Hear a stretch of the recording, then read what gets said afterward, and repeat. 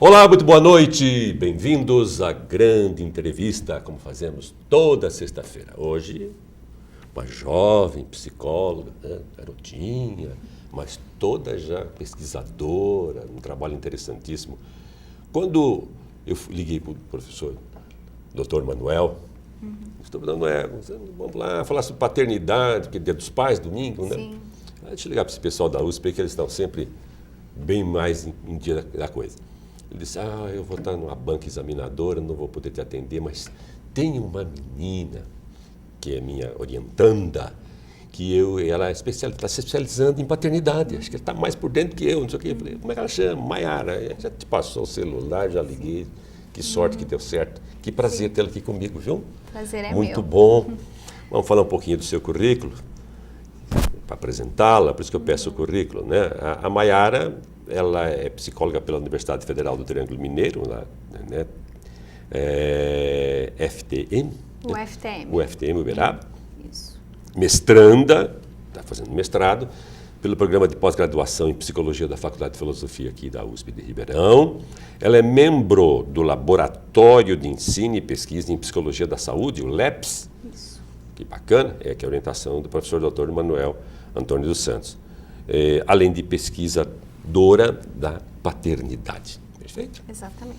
Maiara, o tema é complexo, quer dizer, ele nos enseja, fazemos até uma retrospectiva, né? Conceito de pai, aí vem a psicanálise, o tão divertido Freud, né? Os seus complexos, etc. Mas não vamos mexer com isso não, porque não dará tempo. Vamos tentar abordar diretamente a questão da paternidade, que é objeto de sua pesquisa.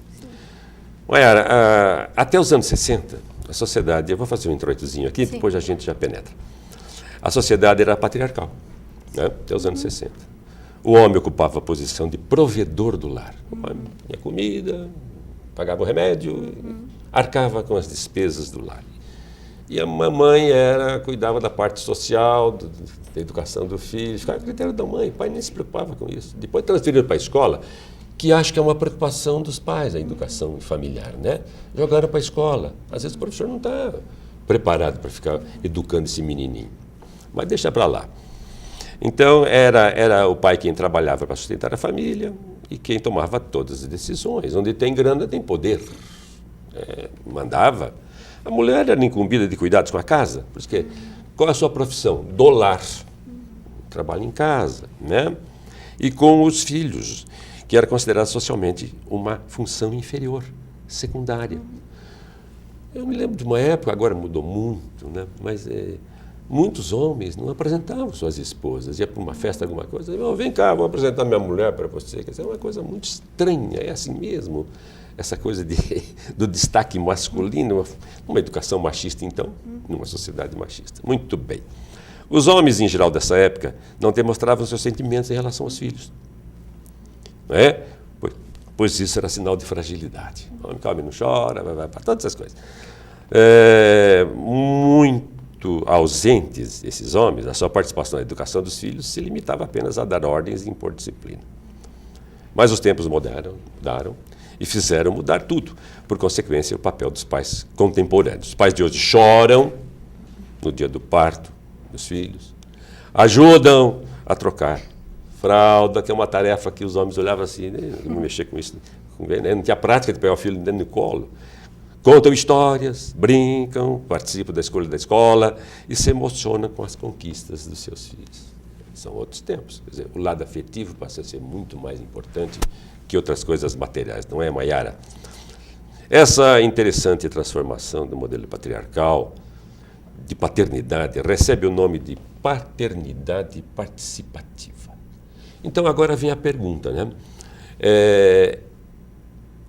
Quais são, na sua opinião, objeto de seu estudo, inclusive, os fatores, as causas que provocaram essa transformação?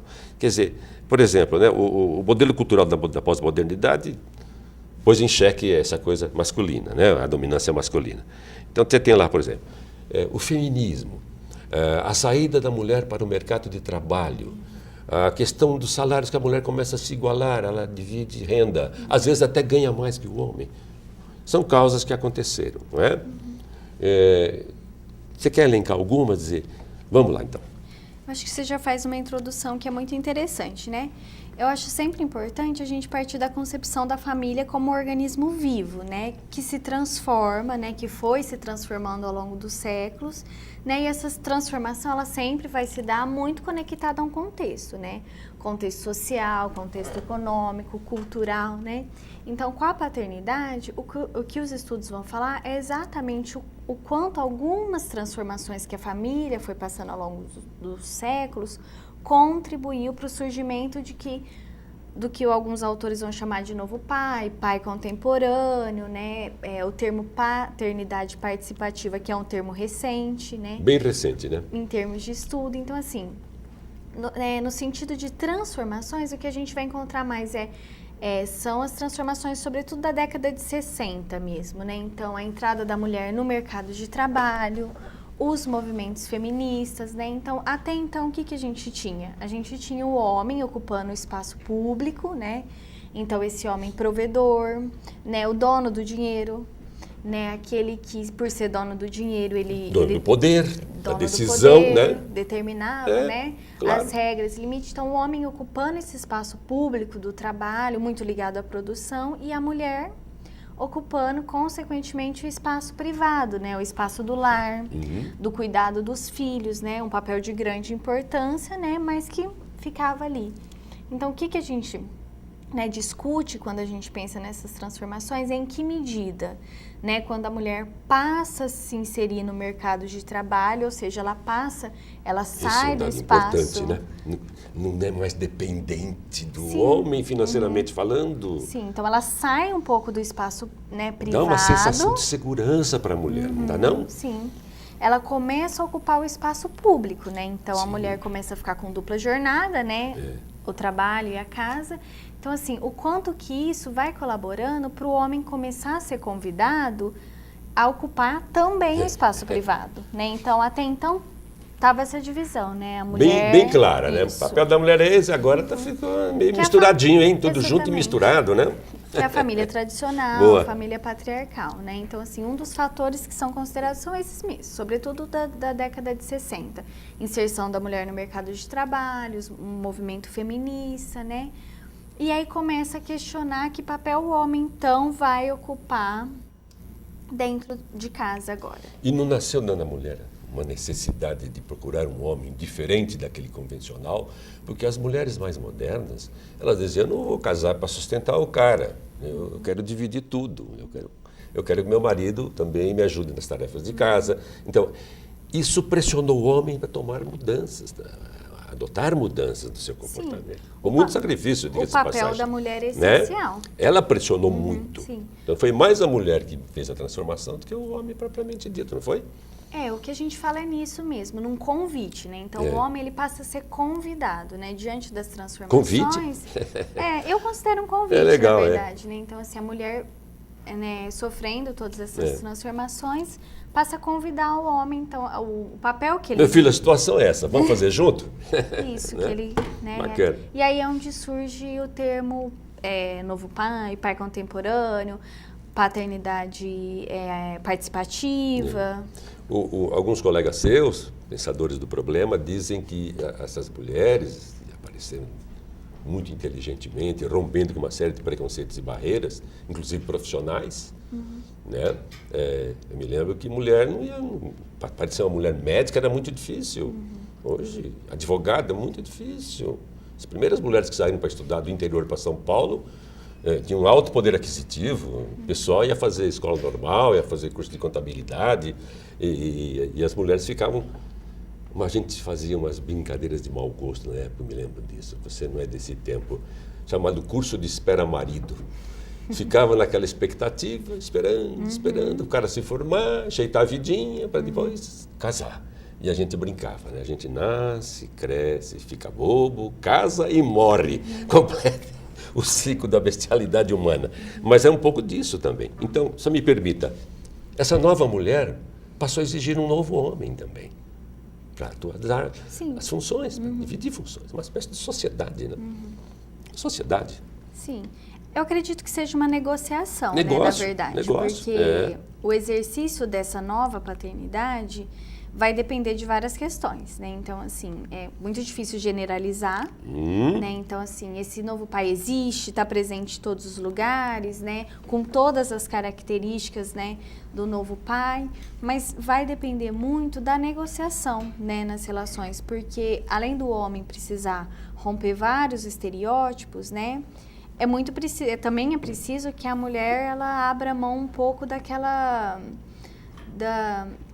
sendo a única, né, que ela é a única responsável. Então também a mulher perde um pouco o poder no sentido de aquela que era a única, né, considerada capaz do cuidado dos filhos. Mas aliviou bem também, tirou um peso dos ombros das mulheres, né? E agora fala, opa, né, é tudo junto, não tem aquela coisa de só o homem que resolve, né? Sim. Ficou muito legal. Vamos falar um pouquinho do feminismo, já que você sinalizou que o feminismo foi um dos fatores mais importantes na transformação. Eu me recordo que quando começou esse movimento fora aqui do Brasil, aliás, aqui chega tudo um pouquinho tardiamente, às vezes de maneira distorcida, né?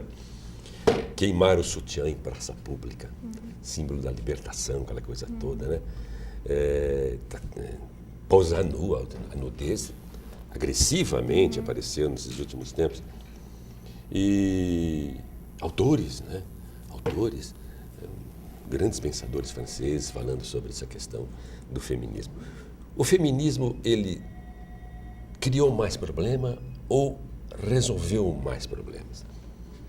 Não, na minha percepção ele não. Isso, eu quero que você fale sobre isso. Eu acho que ele problematiza as questões, né? Eu não acho que ele vem como um problema, né? Eu acho que ele faz a gente pensar em algumas coisas, né? No papel que a mulher ocupava até então, né? No porquê do papel, deste muito papel. Muito questionador, né, Mayara? Sim. Questionou tudo. Sim. O modelo tradicional de família. Sim, o modelo tradicional de família, os espaços que a mulher ocupa, né? Porque se a gente for pensar na maternidade, por exemplo, a maternidade ela é uma construção social, né?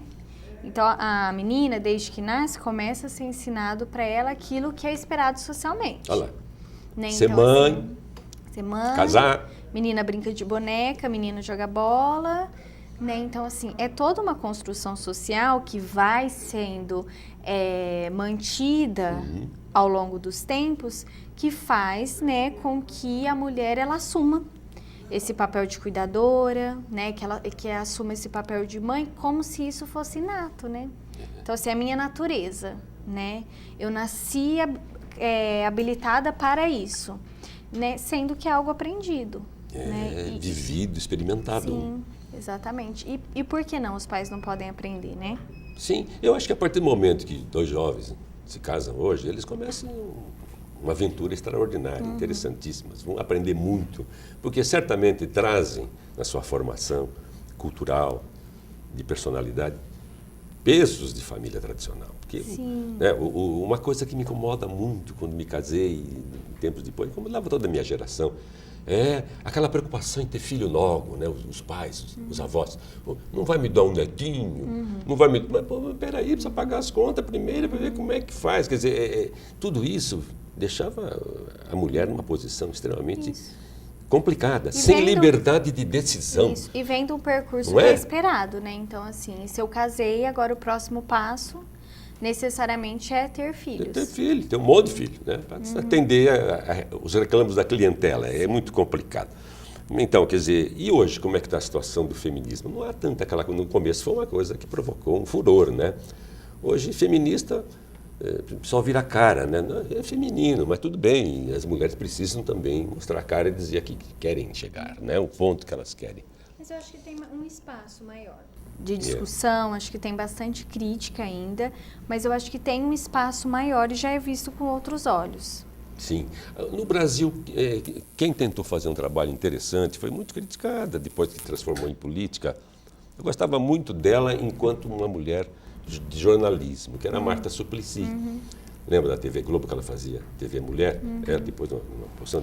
E ela conversava, ela é psicóloga, né? Falava umas coisas interessantíssimas. Depois foi ficando famosa, passa pela televisão, até a Tiririca se elegeu. Então acaba ficando política, aí muda tudo.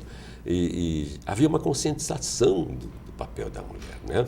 Já era uma postura feminista, clara, explícita.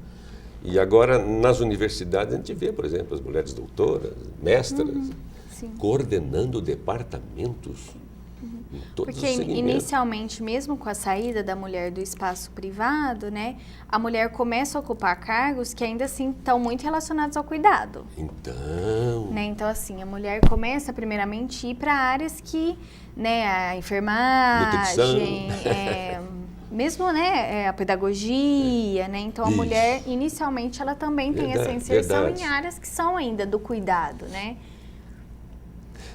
há quem diga também que houve um enfraquecimento com essas transformações, essas mudanças abruptas, ou algumas mais lentas, houve um enfraquecimento da figura do pai. E que esse enfraquecimento desestabilizou a família. Olha, tem um cara aqui que é muito radical, ocorreu uma morte social do pai, pois esse deveria exercer uma importante função para os filhos, que é o de criador de limites. O pai é o arquétipo e a personificação simbólica das atitudes que regem a sociedade, como ordem, disciplina, autoridade. Quando falta essa referência paterna, os filhos se sentem inseguros, perdidos e sem iniciativa. Se abona isso? Não. Tá vendo? Isso é uma provocação, sabia que você ia dizer não. Eu Na também verdade- acho que não. Na verdade, Eu sou leigo. a minha compreensão, né, a compreensão que eu tenho e de vários estudos, é claro, é que tem uma diferença entre aquilo que é excesso de autoridade e autoridade máxima, né, daquilo que é autoridade. Então, né, o que eu acredito é que quando começam essas transformações na família, né, o que se coloca em questionamento é o pai como autoridade máxima, ou seja, o homem como superior dentro da família. A última palavra do seu pai. Exatamente. Né, ele é superior. Mas eu queria fazer isso. Fala com o seu pai. Tudo é o pai que decide, não é assim? Então, assim, a percepção que eu entendo, eu compreendo essas transformações como um questionamento dessa autoridade máxima, né? Do homem como alguém que é superior, se ele é o dono do dinheiro e traz o alimento para casa, ele vai mandar nos filhos, a esposa é colocada, né, numa posição... Eu acho que é isso, né? A percepção que eu tenho é que essas transformações, a nova paternidade questiona isso, né? Mas o que... Um novo papel para o pai, né? Um novo papel. Não pode continuar do jeito que vinha vindo. Os tempos mudaram. Sim. Agora, em relação à autoridade, enquanto uma autoridade distribuída, os pais têm o direito, né? Assim, o E exercício... precisa ter autoridade em casa, senão vira exatamente. bagunça também, né? A autoridade, o exercício da autoridade, digamos assim, que legítima, né, no sentido do pai e da mãe, né, que torna o filho um sujeito de direitos, mas também de deveres, eu acho que essa é essencial, ela é necessária para a família. Né? Mas eu acho que o que os estudos vêm questionar, na verdade, é a autoridade máxima, né? O homem como superior. A força, né? Aquela coisa, Sim. tem que ser assim, porque é assim, que meu avô foi assim, que meu pai foi assim, comigo será assim. Quando tiver dito, eu mando nessa bazoca aqui. Sim. Não é bem assim. Né? Por isso que muitos autores vão falar da diferença entre autoritarismo e a autoridade. Depois eu preciso dar uma informaçãozinha desse extraordinário escritor judeu, tcheco, Franz Kafka, autor de Metamorfose, que tem um trabalho belíssimo, Carta ao Pai. Vão lá no Google, procurem, dá uma lida, está traduzido, bem traduzidinho. É a revolta dele com essa educação que ele recebeu. Ele se arrebentou por causa disso, ele ficou cheio de problemas em função de um pai, né, um pai que impunha tudo. E ele era talentosíssimo. Você lembra que ele escreveu depois Metamorfose, onde a personagem, né, de Metamorfose, o protagonista se transforma, tem a sensação de ser uma barata diante das dificuldades do mundo. A Clarice Lispector depois faz a comunhão da barata, mas o Kafka foi o primeiro que mexeu com isso. E criou horror nos leitores, né? Mas barata, coisa nojenta, não sei o quê. Você tem medo de barata? Não. Primeiro que eu vejo que não, hein? Porque mulherada tem um medo louco. E rato, tem medo de rato? Rato tem. Rato então, eu tenho. Então vamos voltar aqui. Pai e a ação paternal, quer dizer, de repente o pai enquanto biológico e o pai social. Não é que o pai biológico não necessariamente vai ser aquele que vai desempenhar a função paterna, né? Sim. sim. Né? Porque assim, alguém que tem Qualquer um pode, né? Sim, né? Né? Alguém que tem um filho, né? Ele é pai. Biologicamente, sim. Agora, exercer a função paterna não necessariamente vai ser esse pai, né? Pode ser um tio, um avô. Pai e função paterna, há uma diferença muito grande. Tem uma diferença muito grande. E a gente também não pode esquecer que existem vários arranjos familiares. Então, que a gente vai ter famílias que não vai ter nenhuma figura masculina, né?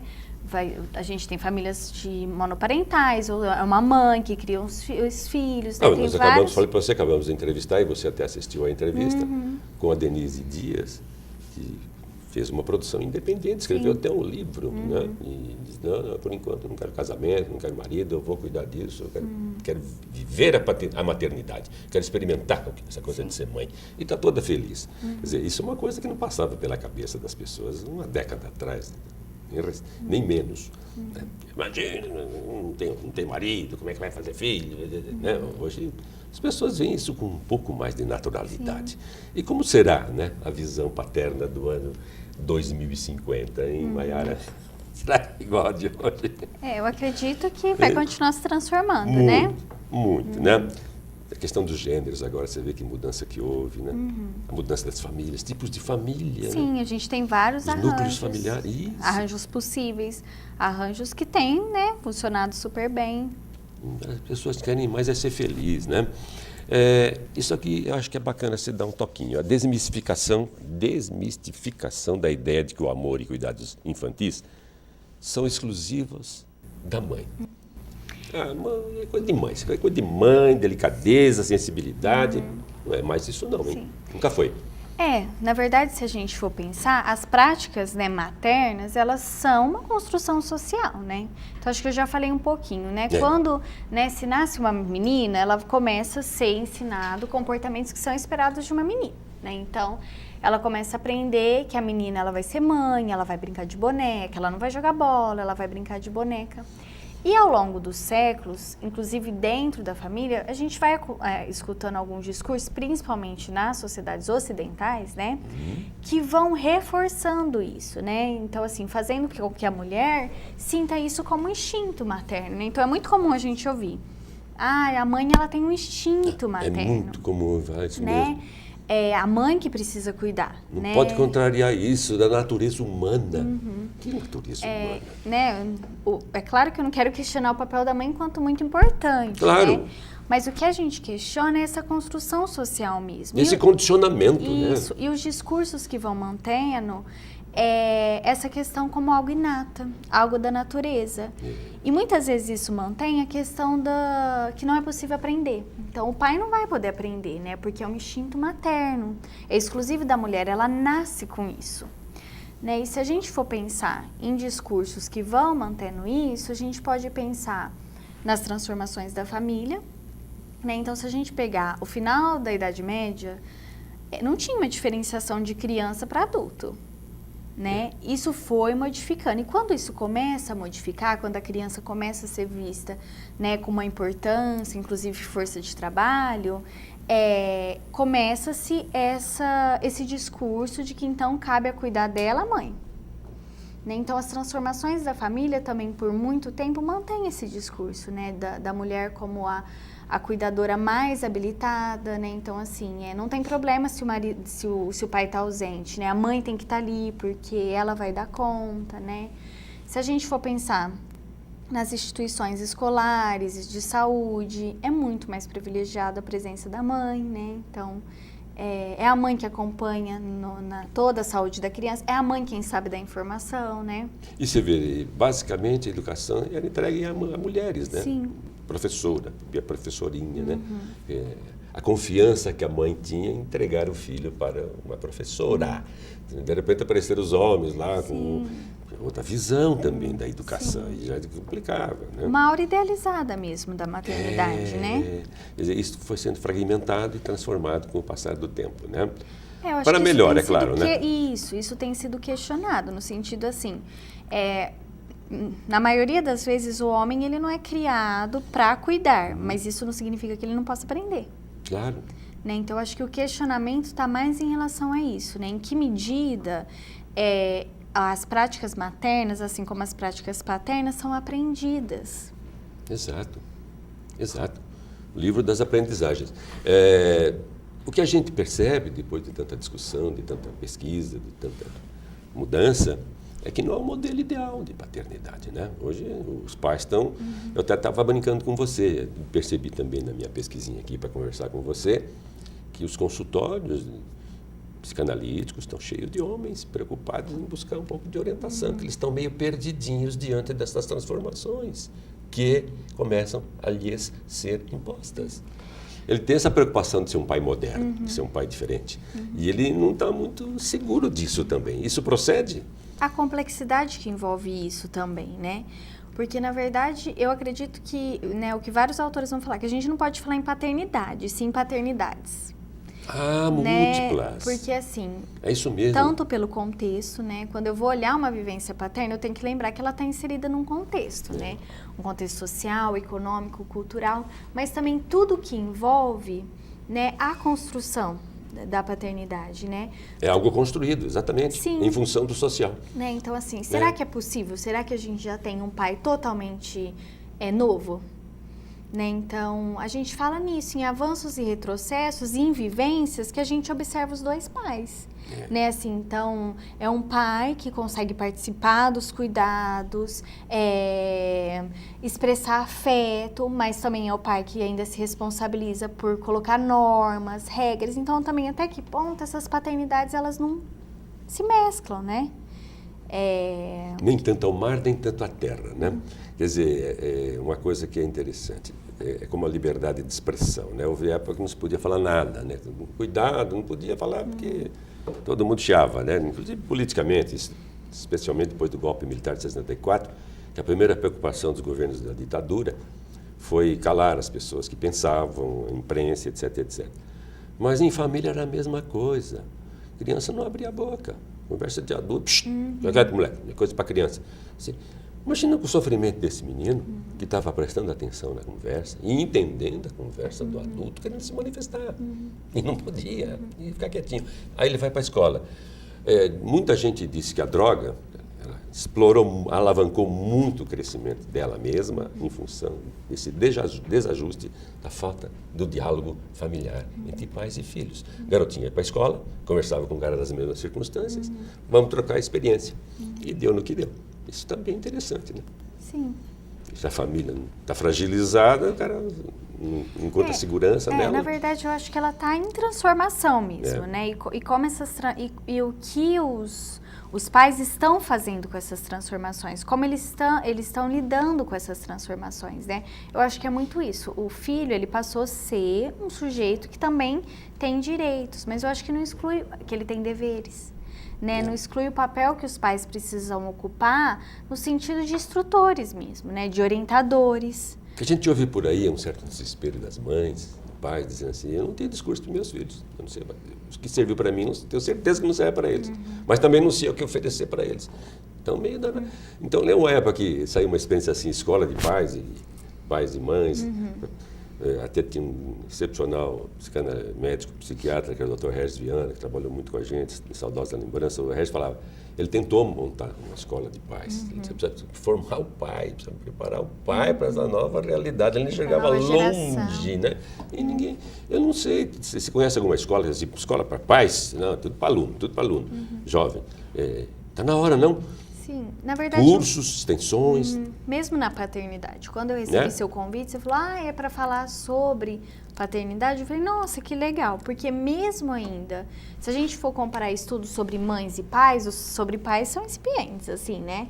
Na literatura, os estudos ainda são pouquíssimos, né? Não se discute ainda muito. E não é só de pais, acho que do homem mesmo. Se a gente for pensar espaços para a saúde do homem, para o cuidado do homem, durante muito tempo essas coisas foram, né, ficando em segundo plano. Questão dos gêneros mesmo, agora, né? pegou todo mundo assim, né? E agora como que fica isso, né? Por isso que talvez alguns autores vão falar que esse pai está num momento difícil, né? Que ser pai é um momento difícil porque assim, que pai que eu vou ser? Então, deve dar uma grande preocupação, né? E o tanto que tem várias coisas, né, que vão interferir a isso, né? Então, pelo menos dos pais que eu, né, tenho que eu tenho os relatos, tudo é muito assim. Como o pai que eu tive... Você entrevista pais? Sim. Seu trabalho de campo é bem nesse sentido, né? Então eu percebo que várias coisas depois contribuem. Você coleta pra gente algumas experiências vividas, coisas que você fala assim, nossa, tem gente que pensa ainda assim, né? Não precisa citar nome, não. Eu acho que várias coisas contribuem, né? O que eu percebo muito é que na hora de construir a paternidade, vivenciar, os homens remetem muito aos pais que eles tiveram. Né? Então, assim, olha, Mayara, eu não quero ser um pai assim porque o meu pai foi. Né? Então, eu quero dar carinho, eu quero dar atenção, porque eu não tive isso. E eu sinto falta. Mas, ao mesmo tempo, eu quero ensinar o que é certo e o que é errado. Então, assim, como os homens, eles reinventam, né? Com base naquilo que eles acham que foram negativo, né? Meu pai era muito seco, frio, isso eu não quero. Pouco dialogável, né? Meus pais eram assim mesmo. Isso, eu não quero trazer isso para minha vivência, mas eu quero trazer a honestidade que ele me ensinou, a moralidade, né? Então, como aí a gente percebe que mescla, né? E veja você, amanhã é Dia dos Pais, domingo, depois de amanhã, hoje é sexta, nós estamos na sexta-feira às 9h02 ao vivo, aqui no canal 22 Net, estamos aí pelo Facebook também, dá uma olhadinha, acompanhe por aí, depois às 11 horas, por aí você pode ir no YouTube, que vai estar na íntegra também lá, eu sempre esqueço de divulgar isso, quando o pai falece ou deixa de existir, o filho vem a público, a gente vê muito isso no Facebook, deve ser um prato cheio para vocês, pesquisadores, dizendo, meu pai foi tão bacana, tão legal, olha, não era fácil, velho, não, mas me ensinou umas coisas bacanas. Quer dizer, ele deixa transparecer que algumas coisas, mesmo que consideradas à luz da modernidade, fossem um pouco ortodoxas e arcaicas, construíram a sua personalidade. É um momento muito íntimo do homem, né, também. Olhar para tudo isso, conseguir criticar o pai, também é uma questão muito difícil que eu percebo, né? Quando eles falam, eu não estou criticando, mas isso... Estou analisando. Exatamente. Eu não, né, mas no fundo é uma crítica. É um momento muito íntimo. No fundo é uma crítica. Né, para o homem. E por isso que a gente fala que não é tão possível ainda diferenciar, não, esse é um novo pai, esse ainda está no modelo tradicional, porque é tudo muito gradativo. O imaginário social não muda de uma hora para outra, né? A questão cultural é lenta, né? A questão cultural. É lenta, os processos são lentos, Essa questão da aura idealizada, da mãe. O quanto a mãe é muito importante nesse processo, né? De ajudar o pai a ocupar espaços que ele não está acostumado a ocupar. Moral da história, né? Tem gente aí nubente que vai casar, noivando. É muita responsabilidade assumir essa paternidade e essa maternidade agora. Sempre foi, mas agora com essas transformações, evidente, um pouquinho mais, né? Precisa ler, né? Buscar algumas experiências, participar de cursos, palestras, né? Procurar vocês que estão sempre abertos a orientar, né? É uma negociação, né, também. O casal ele vai precisar aprender a negociar, né? Sim, para ver se sai alguma coisa melhor, né? Nós vamos fazer nosso primeiro e único intervalo. Não falei para você que ia virar uma conversa? Está virando uma conversa, né? Depois você vai falar de coisas que você pesquisou, que eu acho interessantes, né? Tem algumas coisinhas boas para a gente tocar aqui. Não saia daí, né? Nós estamos aqui hoje recebendo a Mayara Coletti, descendente de italiano. Sim. Sofreu muito com a eliminação do Palmeiras? Não, você não se... Um pouco. Eu sofri muito, mas que coisa triste para a gente. Dura aguentar a gozação de Corinthians, né? Sim. Que a gente fala, quer ver que vai dar zebra. Agora, que coisa, né? Que momento ruim do Palmeiras, né? Quanta confusão. Gastou tanto dinheiro para dar em nada, né? Isso é decepcionante do ponto de vista da diretoria, da torcida. Né? Mas dias melhores virão, não é? Voltamos já, fica firme aí.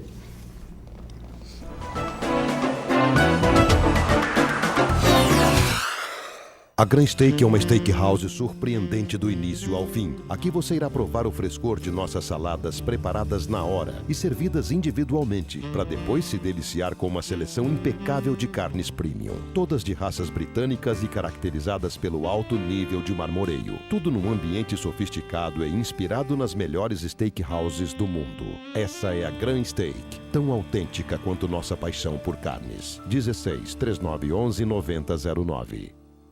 Com professores preparados e motivados, preocupados com a formação do aluno, o Colégio Castelo explora as habilidades e potenciais dos estudantes, desde o ensino infantil até o ensino médio. É a educação que valoriza a aprendizagem e a formação de crianças e jovens, questionadores e preparados para um futuro promissor. Conheça mais sobre o Colégio Castelo. Acesse colegiocastelorp.com.br. As matrículas estão abertas. Praça São Leandro, 56 no Jardim Paulista. Telefone 16 3624 1827. Deixe uma mensagem para nossos apresentadores. Dê sua opinião sobre a programação ou faça sua denúncia. WhatsApp da TV Mais 991785294. Mais interação, mais agilidade, mais informação. É você sempre conectado com a TV Mais. Preocupado com a segurança de seu patrimônio? A City Alarmes Segurança Eletrônica conta com exclusivo serviço de monitoramento integrado para sua residência, comércio, condomínio ou indústria. O monitoramento é feito de forma inteligente, com projetos bem dimensionados, que garantem alto nível de proteção e a segurança que o cliente espera. City Alarmes Segurança Eletrônica. Você cuida do seu negócio, nós cuidamos do seu patrimônio. A Climaterium é especializada em saúde. Toda mulher, com o passar da idade, precisa de apoio científico para o equilíbrio da saúde. Potencialize sua beleza interior. Desconfortos não podem ser regras da idade. A Climaterium acredita no cuidado e na saúde que toda mulher precisa ter. A Climaterium é referência em prevenção na saúde da mulher. 3623-3335.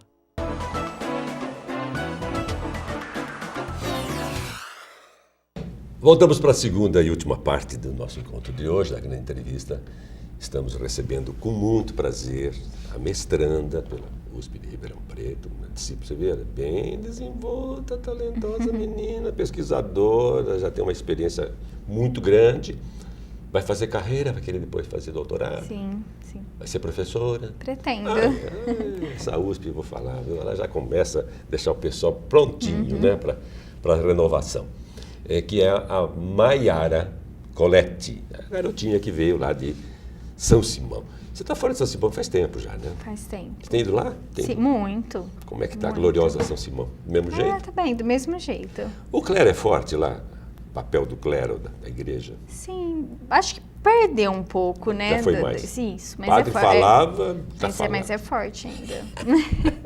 E eu pergunto então, aproveitando esse gancho que eu acabei de provocar, a igreja às vezes não atrapalha na questão da paternidade?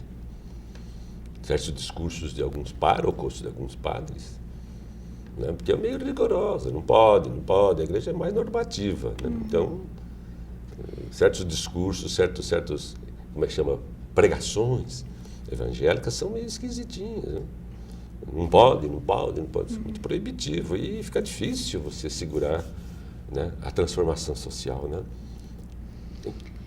Na verdade, eu acho que assim... Não fica muito beata a coisa, muito... Eu tenho todo o respeito pela igreja, pelas religiões, mas tem umas religiões também que tem umas coisas que, né, levam um absurdo, não cortar o cabelo, não sei o quê. Como é que fica essa coisa? Em nome de quê? Na verdade, assim, eu não tenho acompanhado estudos que vão tratar dessa mas questão. Mas é um fator importante a religião na vida das famílias, né? Sim. Por isso que cada vivência ela precisa ser olhada à luz do contexto. Né? Então, assim, é muito difícil a gente conseguir generalizar, né? A maternidade, a paternidade, generalizar qualquer vivência, né? Porque ela tem... E cada contexto tem seus valores, tem suas crenças, que vão manter os discursos, né? Perfeito. Queria que você explorasse um pouquinho a questão dos limites. Toda vez que algum psicólogo se aproxima da gente, a gente fala, e os limites? Os pais estão meio perdidinhos também.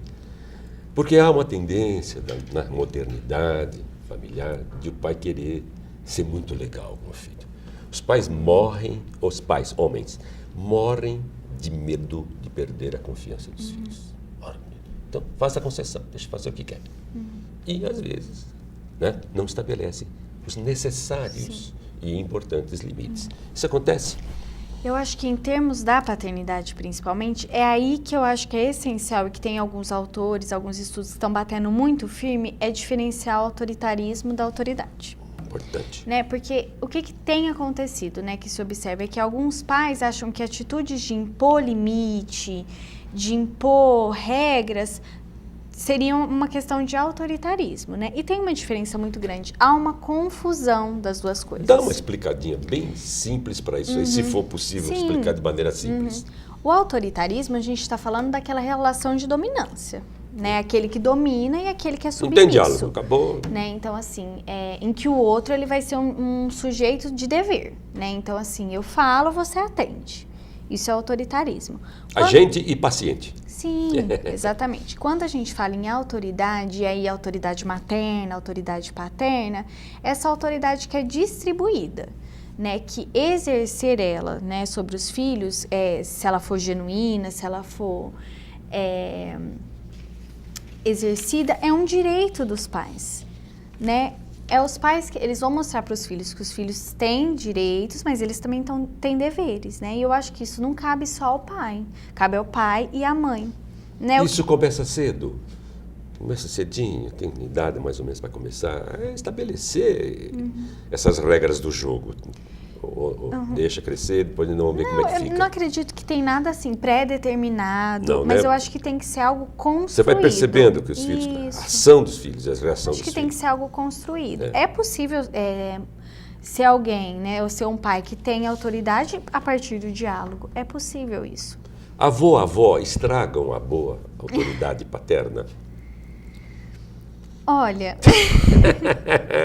acho que os avós vão ficar bravos comigo. Não, né? mas e todo mundo fala. Eu acho que são funções diferentes. Que agradar e às vezes atrapalha. Eu acho que se a gente tem, né, ali Sogra certinho... atrapalha. Viu? Eu acho que se a gente tem certinho ali o pai, a mãe, se tem a sogra, o sogro, o papel dos pais, ele é um e o papel dos avós é outro. Né? Eu acho que em termos de aprendizagem, de ensinar algumas coisas, os avós podem fazer isso, né? Mas eu acho que são papéis diferentes, né? Quando é possível manter essa diferença, também é importante, né? Não há dúvida. Agora, não é fácil harmonizar tudo isso, não, viu? Não é fácil. Porque os mais velhos, eu vejo por mim, né? Tem aquela coisa no meu tempo. Essa criança pondo o pé ali, no meu tempo, se fizesse isso aí, olha, umas boas chineladas, fala na frente de todo mundo. Então, é um negócio muito estranho, né? Muito bem, eu falei que ia falar um pouquinho do Kafka, porque o Kafka é o formato mais bem acabado, de que é a autoridade absurda de um pai que levou o Kafka a essa situação. Carta ao pai. Né? Eu recomendo que vocês procurem e deem uma lida. Pai, lê junto com a esposa. Ele conta, ele sofreu com isso. Né? São 100 páginas, viu? Dá para você encontrar, inclusive, na internet. Olha só a informação. Entre os dias 10 e 19 de novembro de 1919, Franz Kafka, insatisfeito com a fria recepção paterna, diante do anúncio de seu noivado, os pais não reagiram. Julie Morizek escreveu ao pai, o comerciante judeu Hermann Kafka, uma longa carta, mais de 100 páginas, manuscritos.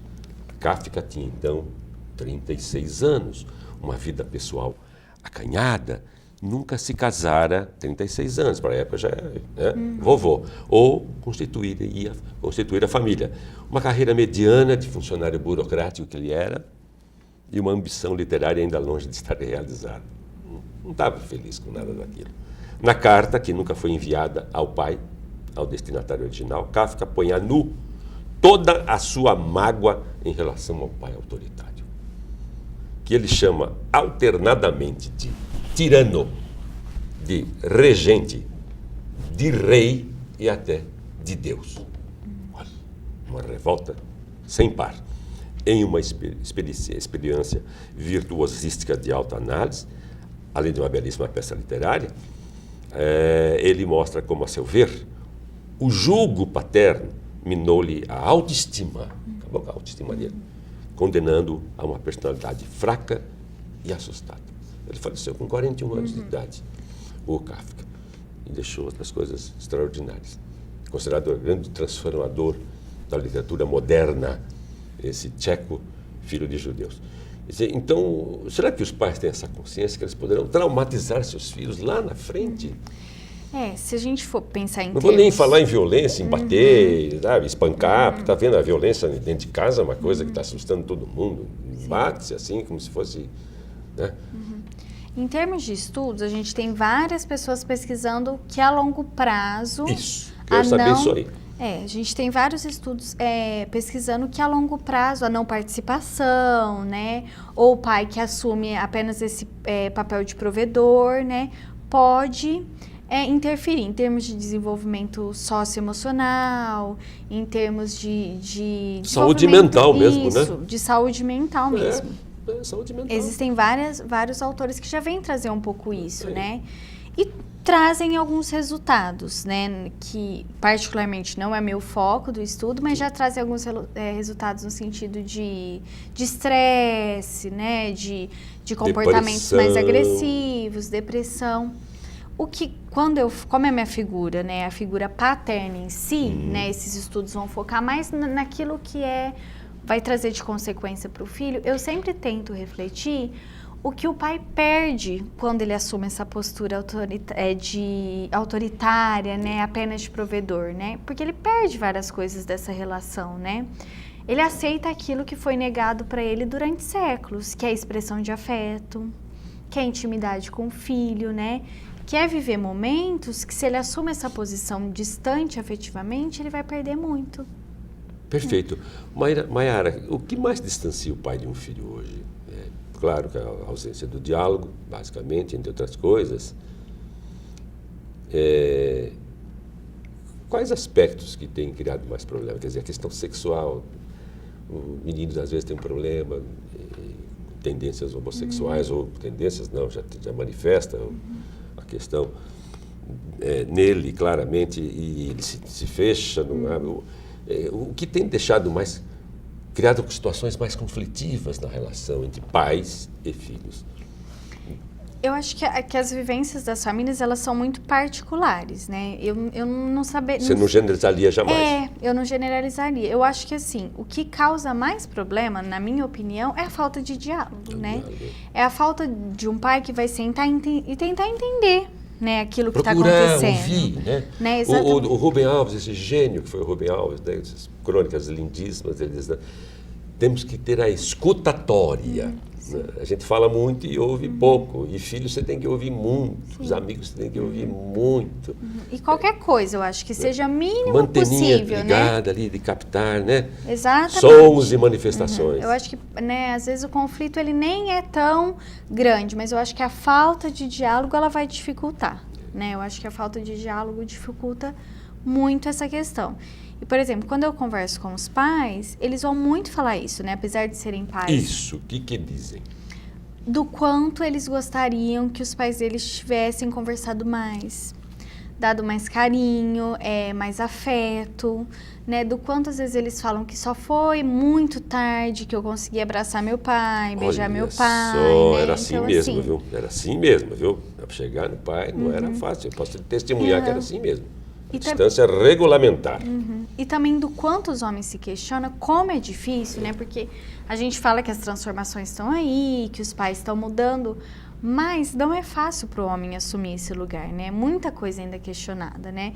Existem vários discursos que ainda vão falar que isso interfere na postura na virilidade. A masculinidade. Exatamente, vai afetar a masculinidade. Isso. Como assim? Vai abraçar, beijar, trocar fralda, dar banho, isso afeta, né? Então, o homem, ele é o macho, ele não chora, né? Então, assim, como é difícil para os homens que decidem, né, assumir esse papel. Não tenho dúvida, é muito difícil. Vamos falar um pouquinho da sua dissertação de mestrado. O título dela é A Experiência da Paternidade na Meia-Idade, na perspectiva de pais e filhos e filhas. Essa meia-idade. Mães, mães também. Na verdade, né, meu interesse de pesquisa vem desde a graduação sobre a paternidade, né? Que foi onde que eu comecei a perceber que a maternidade ganhava maior destaque, a paternidade pouca coisa, que alguns estudos já falavam dessa transformação, né? Dessa paternidade nova que eu acredito que seja possível. E aí eu comecei a pensar no momento que as pessoas estavam decidindo se tornar pais e mães. E aí eu comecei a pensar muito assim... nos homens e nas mulheres que estão adiando, né? Talvez estudando mais, investindo mais na carreira, né? E que aí a paternidade fica para o momento da vida que vem depois, né? Então aí veio a curiosidade de entender a vivência dos homens que eles se tornaram pais pela primeira vez. Então assim, um pai de meia idade, ele se tornou pai após os 40, né? Como que tá isso? Né, como esses pais estão vivenciando, esse é meu foco. Inicialmente eu só trabalhava com os pais, hoje eu trabalho com os pais, com as mães e com os filhos. Né, então assim, como esses pais têm enxergado essa vivência? Será que a paternidade na meia-idade tem potencialidade? Será que tem dificuldade? Isso é interessante saber, não? Está acontecendo muito isso da meia-idade, assumir certos compromissos. Os casais às vezes estão investindo mais na carreira, estudando mais, e aí o filho vem em um momento que...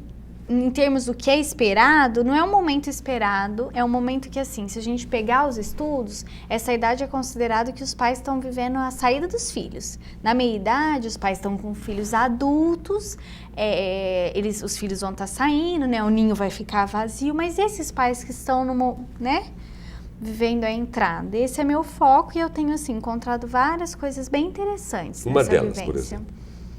Uma delas esses pais relatam que eles estão num momento de vida muito mais abertos e dispostos à afetividade. Olha aí. Né? Então, eles falam assim que as transformações da meia-idade, de alguma forma, eles sentem que fizeram com que eles valorizassem muito mais o afeto, a família. Então, eles se consideram pais muito mais maduros, mais dispostos. Isso é bom. Sim, né? isso... Essa experiência que eles levam para a vida conjugal, para os filhos, né? Sim, porque se a gente for pensar na meia-idade, a meia-idade ela é caracterizada mais por esse momento reflexivo da vida, de maior valorização a vínculos afetivos próximos, né? Família, filhos. Então, eles falam que vive um momento de maior disponibilidade. Então, a maioria dos meus participantes vão falar assim, olha, eu já estou aquela auge da produção, já passou. Né? Agora eu quero curtir. Isso é legal. E façam isso. Enquanto tiver condições e oportunidade, façam isso. Sim. Fica só trabalhando.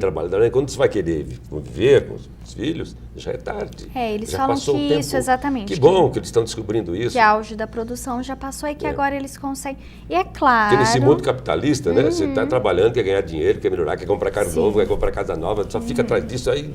E meus filhos já estão grandes, já se mandaram, nunca ouvi uma reclamação deles, sempre os coloquei numa posição diferente que a minha. É complicado, hein? Vem um meia-culpa aí que pesa. Sim, e eles falam também, claro, que algumas questões que eles consideram dificuldades, né? Então, assim, olhar para esse filho, ver a diferença muito grande de idade. Será que eu vou ver crescer? Aí. Será que eu vou conhecer meus netos? São preocupações que né? acontecem. E mesmo no esforço, olha, hoje eu tô mais aberto, mas eu sei que a diferença de geração aí é muito grande, não é de uma, duas, são às vezes, né?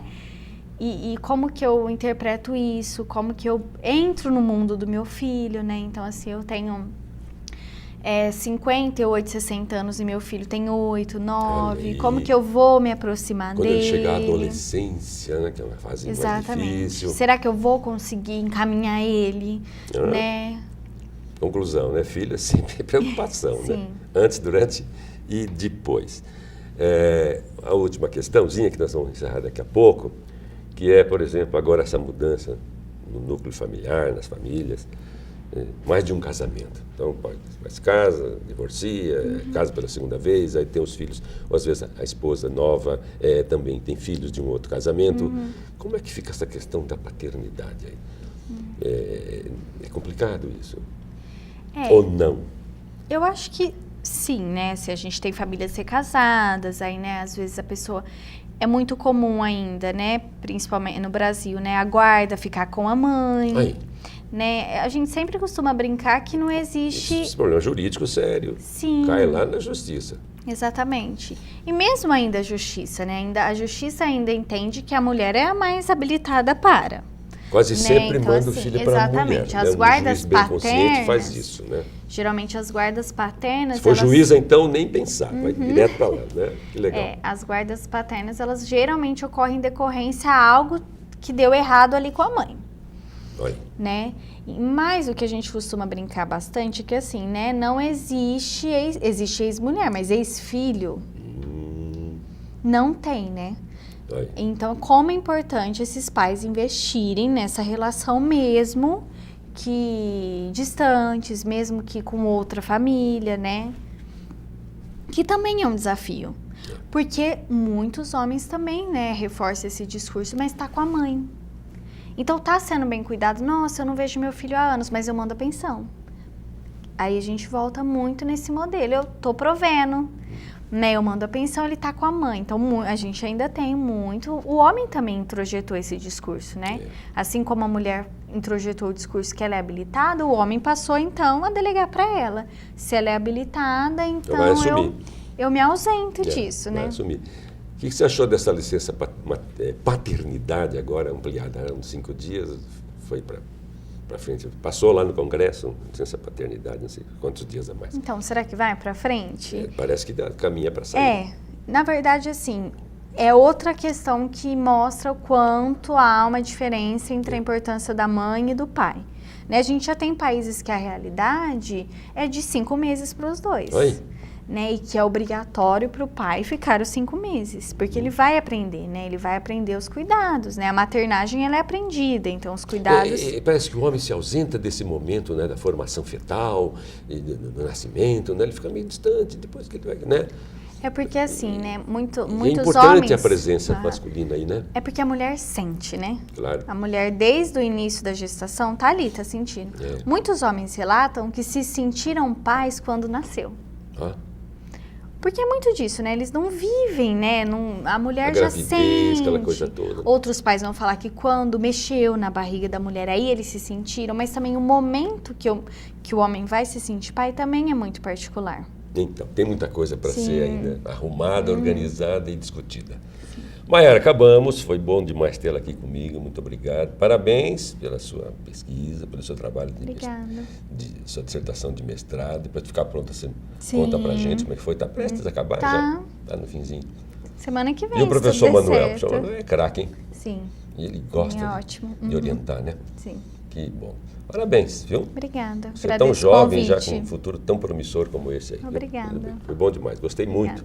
Acho que foi bom, foi uma conversa legal. E acho que não escapou nada assim. Claro, o tema implica mais pesquisa, mais estudo, mais da nossa parte aqui. Tempo de televisão até que ficou bom. Obrigado, viu? Muito obrigado. Gostaram? Eu adorei. Então fica aí o convite, se você não viu, ficar sabendo que houve esse programa, a gente divulgou bastante. No domingo, depois da manhã, às 23 horas, tem a reapresentação. A única reapresentação. Porque agora, com a tecnologia, com as redes sociais, fica lá postado, a hora que você quiser. No Facebook já está quase que integralmente pronto. Né? Você já pode ir lá no Facebook, TV Mais Ribeirão, Facebook. E um pouquinho mais para frente, 1h30 depois, o Bruno coloca lá, né? No YouTube. Eu digo sempre que eu gosto bastante do YouTube, porque parece que tecnicamente fica completo. Perfeito? Um grande abraço, obrigado por sua qualificada audiência. Feliz Dia dos Pais. Os pais que estavam nos ouvindo, viu quanta coisa você tem que pensar? Meu filho, você é importantíssimo na formação do seu filho, né? A mãe também.